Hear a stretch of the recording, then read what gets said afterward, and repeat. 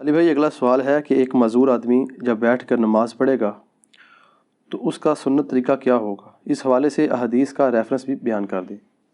دیکھیں قرآن میں یہ ٹاپک کئی دفعہ ڈسکس ہوا ہے، لا یکلف اللہ نفسا الا وسعہا۔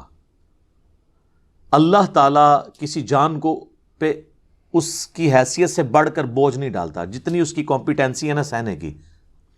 ظاہر ہے آپ کو حسین ابن علی کی طرح نہیں آزمایا جائے گا، کیونکہ ہماری آپ کی کمپیٹنسی نہیں ہے۔ ان کو اس لیے آزمایا گیا کہ ان کے اس عہدے کو جسٹیفائی کرنا تھا کہ جنتی نوجوانوں کے سردار ہیں، جو جامعہ ترمذی میں حدیث ہے۔ تو آپ کو تو چھوٹی موٹی آزمائش میں ہی ڈالا جائے گا نا۔ تو اس آیت کے تحت اگر کوئی مجبوری ہے تو اس مجبوری میں اللہ تعالیٰ ٹالریٹ کرتا ہے معاملات کے اندر۔ تو آپ یہ دیکھیں کہ آسانی اللہ نے دی ہے کہ کسی جان پہ اس سے بڑھ کر بوجھ نہیں ڈالنا۔ اور اس میں یہاں تک کہ صحیح بخاری میں نبی علیہ السلام نے فرمایا کہ نماز کھڑے ہو کر ادا کرو، اور اگر کھڑے ہونے کی استطاعت نہ ہو، کمزوری کی وجہ سے، بڑھاپے کی وجہ سے، معذوری کی وجہ سے، مجبوری کی وجہ سے، تو بیٹھ کے پڑھو، اور اگر بیٹھ کے نہیں پڑھ سکتے تو کروٹ پہ لیٹ کے پڑھ لو، نماز چھوڑنی نہیں۔ لیکن پھر صحیح بخاری میں حدیث ہے کہ جو کھڑے ہو کے نماز پڑھتا ہے نا، اس کو جو ثواب ملتا ہے نا، بیٹھ کے پڑھنے والے کو اس سے آدھا ملتا ہے، اور لیٹ کے پڑھنے والے کو اس سے بھی آدھا ملتا ہے۔ حتیٰ کہ صحیح مسلم میں حدیث ہے کہ نبی علیہ السلام ایک دفعہ بیٹھ کے نماز پڑھ رہے تھے تو ایک صحابی آئے، انہوں نے حضور کے ماتھے پہ ہاتھ رکھا بخار چیک کرنے کے لیے۔ تو آپ فرمائے یہ کیا کر رہے ہیں؟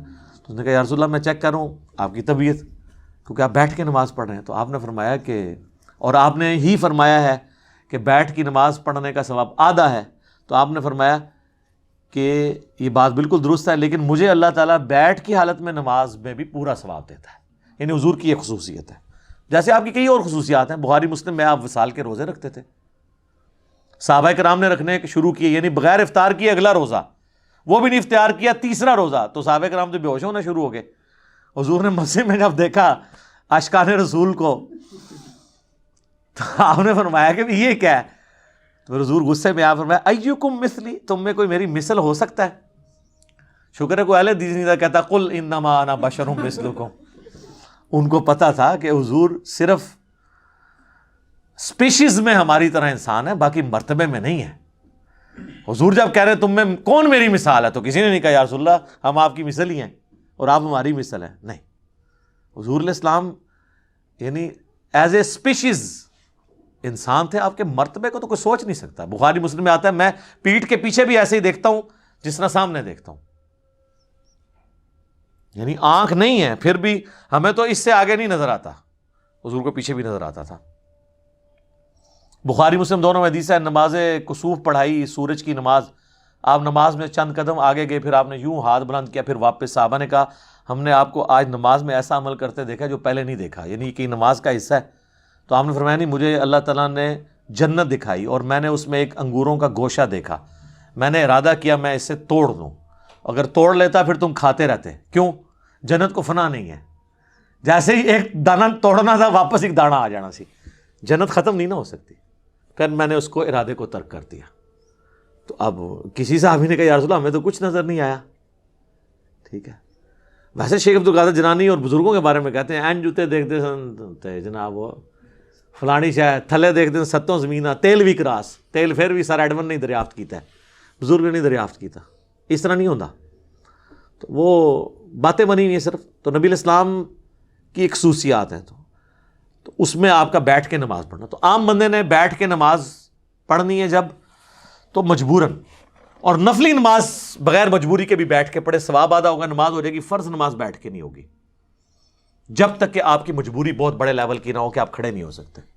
اسی لیے بخاری مسلم میں آتا ہے کہ نبی علیہ السلام فرض نماز کے لیے سواری سے نیچے اترتے تھے اور نماز پڑھتے تھے زمین پہ قبلہ رخ کا اہتمام کر کے، کھڑے ہو کے۔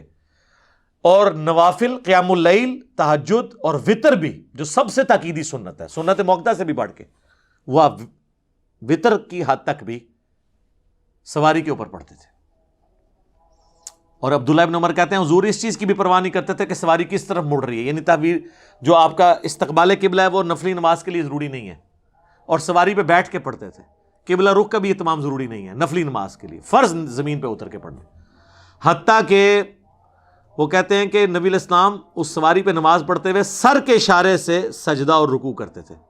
اور ابو داؤد میں آگے تفصیل ہے کہ آپ رکوع کے لیے تھوڑا سا سر جھکاتے اور سجدے کے لیے تھوڑا زیادہ، یعنی آپ سجدہ کرتے ہی نہیں تھے نہ رکوع کرتے تھے، بلکہ سر کے اشارے سے، یعنی ایسے نماز بیٹھ کے پڑھ رہے ہیں نا، رکوع کے لیے یوں، سجدے کے لیے یوں. یہ ان لوگوں کے لیے جو سجدے تک پہنچ نہیں سکتے. اگر کوئی پہنچ سکتا ہے تو قیام بے شک کرسی پہ بیٹھ کرے، باقی ساری نماز سجدے تک.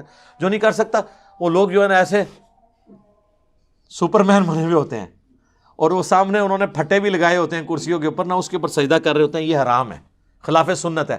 بیٹھ کے نماز جب اشارے سے ہو، بیٹھ کے نماز ہوتی اشارے سے ہے، الا یہ کہ آپ نیچے تک جا نہ سکے تو آپ یوں کریں گے، یوں کریں گے. رکوع آپ یوں کریں گے، سجدہ یوں کریں گے.